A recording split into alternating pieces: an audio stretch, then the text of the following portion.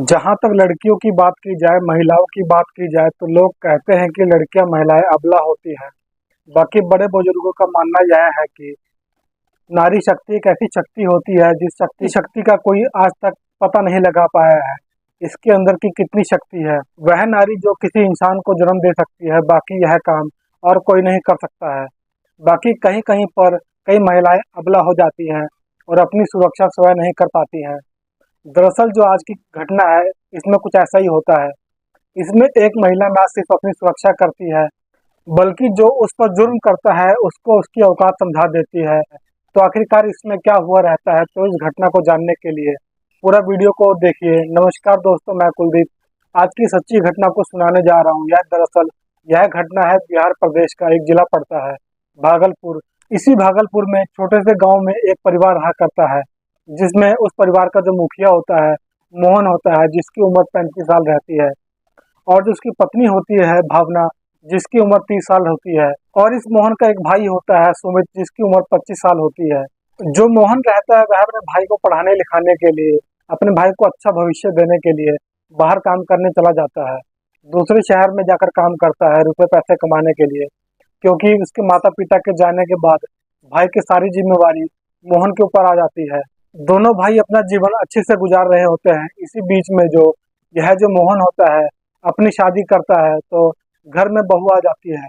वह कहता है कि देखो, हमारा भाई जो है, इस तरह से समझो कि यह हमारे बेटे की तरह है, क्योंकि माता पिता के जाने के बाद इसका पालन पोषण मैंने बहुत ही कठिनाई से किया है।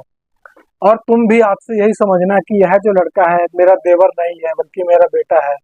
भावना इस बात को बेखूबी समझ जाती है कि जो मोहन कह रहा है यह बिल्कुल सही कह रहा है। अपने पति के कहे के अनुसार जैसे मेरे पति मेरे देवर को मानते हैं, वैसे मैं भी मानूंगी। धीरे धीरे समय गुजर रहा होता है। अब जब मोहन घर से बाहर चला जाता है, जो सुमित होता है, जिसकी नज़र कहीं न कहीं भावना के तरफ हो जाती है। जो सुमित की निगाहें होती हैं गलत होती हैं, कि भावना पर हमेशा निगाहें बनाए रखता था कि भावना क्या कर रही है, नहा रही है, खा रही है। हमेशा उस पर नजरें बनाए रखता था। जब भी वह बेडरूम में सोती रहती थी तो वह जा करके खिड़की के रास्ते या दरवाजे के रास्ते, जो दरवाजे के बीच में दरार होती है, उसमें से अंदर झांक कर देखा करता था कि भावना क्या कर रही है। तो ऐसे जब भावना जो होती है बाथरूम में जाया करती थी, तो बाथरूम के दरवाजे से भी वह बीच में से फाँकी में से झांक कर देखा करता था। जो भावना होती है सुमित को अपने बेटे की तरह मानती है।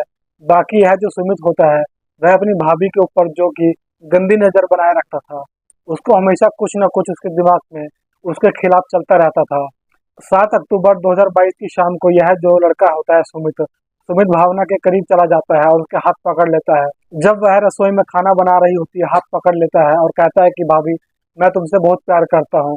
जो भावना होती है वह भी कहती है कि मैं जानती हूँ, मैं भी तुमसे बहुत प्यार करती हूँ। जो भावना होती है बोलती है कि जितना तुम मुझसे प्यार करते हो, मैं भी तुमसे उतना ही प्यार करती हूँ, जितना कि माँ एक अपने बेटे से प्यार करती है। जब ऐसी बात भावना करती है तो जो सुमित रहता है वह कहता है कि तुम गलत बोल रही हो, मैं वाकई में तुमसे बहुत प्यार करता हूँ और तुम्हें पाना चाहता हूँ। जब भावना ऐसी बात सुनती है तो उसकी आंखें फटी की फटी रह जाती हैं, कि जिसके लिए वह अपने बच्चे की तरह उसको सोचती थी, मानती थी, वह मेरे बारे में इस तरह से सोच रहा है। अब जो भावना होती है उसके हाथ को झटक देती है और रसोई से बाहर निकल कर चली आती है। और उसके पड़ोस में जो उसके चचेरे सास ससुर रहते हैं, वह उनके पास जाती है और यह सारी बातें, उनकी सारी करतूतें उनको जाकर बता देती है। बाकी वो लोग जो होते हैं इस मामले में कुछ नहीं बोलते हैं, कुछ नहीं कहते हैं। एक दिन जो भावना होती है वह मोहन के फोन पर फोन करके यह सब बातें उसको बता देती है, कि कहती है कि देखिए, आप जल्दी से घर आ जाइए। जो यह सुमित है इसके चाल चलन मुझे कुछ ठीक नहीं लग रहे हैं। अब जो भावना होती है इस सब बातों को खुलकर नहीं बोल पाती है। वह कहती है कि यह जो सुमित है इसकी निगाहें कुछ गंदी है, यह मुझ पर गंदी निगाहें रखता है, मुझ पर। तो मोहन कहता है कि चलो, दुलारा है, हो सकता है कोई गलती कर दी होगी, सुधर जाएगा, तुम चिंता ना करो। धीरे धीरे समय और गुजरने लगता है, समय गुजरने लगता है। यह जो सुमित होता है इसकी हरकतें और बढ़ जाती हैं, हमेशा उसको परेशान करने लगता है। जो यह सुमित होता है कभी कभार उसके कपड़े भी चुरा लिया करता था। अगर जो वह रसोई में बैठी है, काम कर रही है, तो उसको जाकर पीछे से पकड़ लेता था। जो सुमित की जो गलत हरकतें होती हैं बढ़ने लगती हैं। एक दिन तो हद ही हो गई। जो सुमित रहता है, रात के 12 बजते हैं, 12 बजे के आसपास जो भावना होती है कमरे में सोई हुई होती है और उसके कमरे में एंट्री कर जाता है। उसके बाद वह उससे जबरदस्ती करने लगता है, उसे जबरदस्ती करने की कोशिश करता है। तो उस दिन तो वह किसी तरह से अब लड़ झगड़ कर अपनी इज्जत बचा लेती है। धीरे धीरे समय गुजरने लगता है। बाकी अब भावना को यह सब चीजें बड़ी खराब लगती है कि अगर इस बात की जानकारी मेरे पति को लगती है, वह भी मेरे बारे में क्या सोचेंगे। बाकी जो भावना होती है कुछ कर नहीं पा रही होती है, उनकी समझ में भी कुछ नहीं आता है कि अपने पति से कहे तो कैसे कहे। पति जो होता है उसको सुनता नहीं है, और जो उसके सास ससुर होते हैं वह भी उसकी सुनते नहीं है। आखिर मैं करूँ तो क्या करूँ। अब धीरे धीरे समय गुजरता है। एक दिन दोपहर के समय कुछ ऐसा होता है जिससे भावना तुरंत थाने पहुंच जाती है, और वह कुछ ऐसी चीज लेकर वहां पहुंचती है जिसको देखने के बाद थाने में जितने भी पुलिसकर्मी होते हैं सब चौंक जाते हैं। दरअसल दोपहर का समय रहता है। जो सुमित होता है वह भावना से जबरदस्ती करने की कोशिश कर रहा था। उसी में जो भावना होती है एक तेजधार हथियार निकालती है, और उसी से जो सुमित का प्राइवेट पार्ट होता है उसको काट देती है, और काटने के बाद कपड़े में लपेट करके सीधे थाने पहुंच जाती है। और जब थाने पहुंच जाती है थानेदार से कहती है कि सर आज मैं ये करके आई हूँ, इसकी जो चाहे आप मुझे सजा दे सकते हैं। तो पुलिसकर्मी कहते हैं कि ऐसा तो क्या करके आई है। तो वह कहती है कि अपने देवर का मैं प्राइवेट पार्ट जो है उसको काट दिया है, काट करके लेकर आई हूँ। जैसे ही यह बात पुलिसकर्मी सुनते हैं सबके होश उड़ जाते हैं। सबके होश उड़ जाते हैं, सब हैरान हो जाते हैं। फिर वह उसके पति मोहन को फोन करते हैं, और साथ ही साथ उसके सास ससुर को भी फोन करते हैं। चचेरे सास ससुर होते हैं वह थाने में आते हैं, तो कहाँ तक भावना का सपोर्ट करते रहते हैं। जो भावना थी उसने अपनी इज्जत को बचाने की कोशिश की, और भावना ने अपनी इज्जत को बचाने के चक्कर में कुछ ऐसा कर दिया। उसकी जो चचेरी सास होती है वह थाने में ही उसको थप्पड़ लगा देती है। उसके बाद जो थानेदार होते हैं वह उसको डांटते हैं।